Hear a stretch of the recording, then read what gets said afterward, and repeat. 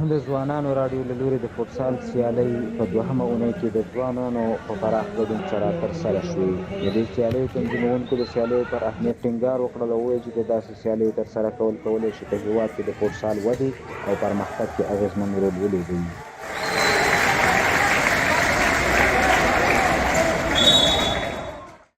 عراض جوانان افتخار داره که این رقابت‌ها را میان 4 ولایت از 4 زون افغانستان برگزار کرده و این رقابت‌ها به مدت 1 ماه در 4 هفته ادامه خواهد داشت. به صورت لیگ برگزار میشه که در 2 هفته نخست بازی رفت برگزار میشه، 2 هفته که ما پیشروی داریم بازی برگشت برگزار میشه. امروز تیم‌های بغلان و کابل، خوست و کندهار همین قسمه مقابل حریفان به میدان رفتند و خیلی بازی جذاب را به نمایش گذاشتن. شما می‌بینید که چقدر مردم آمدن دقیقاً با این بازی را از نزدیک تماشاگر بودند. هدف از برگزاری رقابت‌ها البته نمایش استعدادهای برتر میان جوانان و ورزشکاران و همین قسم ایجاد فضای صمیمیت و همدلی میان اقشار مختلف و ورزشکاران مختلف از ولایات مختلف در سراسر افغانستان است. د سیالیو ګډونوالو د ځوانانو راډیو د فوټسال اتلانو جام ترسره کولو هرکلی وکړ او دا یې په هېواد کې د فوټسال د پرمختګ لپاره یو مهم ګام وباله. دوی ټینګار وکړ چې د داسې پروګرامونو دوام کولی شي د ځوانو استعدادونو د ودې او د افغان فوټسال د تخنیکي کچې د ښه والي لپاره ډېر فرصتونه برابر کړي.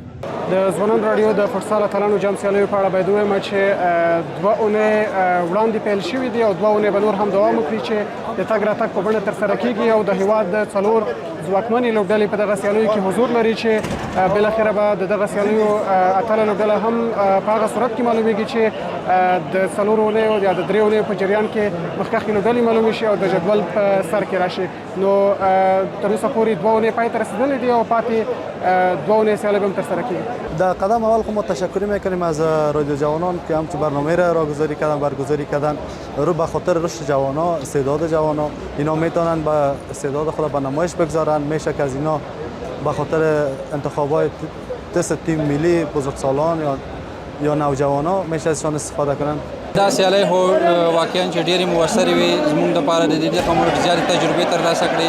همداشان دا ډول سیالۍ چې په لاره اچول کېږي ځوانان لا هڅېږي چې سپورټ ته مخه کړي. د سیالیو دا دوره د 4 ټیمونو په ګډون سره ترسره کېږي. د بغلان عامې روغتیا، د خوست ځوانانو، قایم کندهار او د کابل هوم لینډ ځوانان او ټیمونه د اتلولۍ د سرلیک ګټلو لپاره یو بل سره سیالي کوي. په لومړۍ لوبه کې د کابل ځوانانو ټیم ښه فعالیت وکړ او د بغلان د عامې روغتیا ټیم ته یې 0-3 ماتې ورکړه. په دویمه لوبه کې د کندهار ځوانانو ټیم د یوې غوره فعالیت او د خوست ځوانانو ټیم ته د 0-4 بریا سره 3 ارزښتناکه نمرې ترلاسه کړې او د 3 نمرو سره په 3م ځای کې راغی.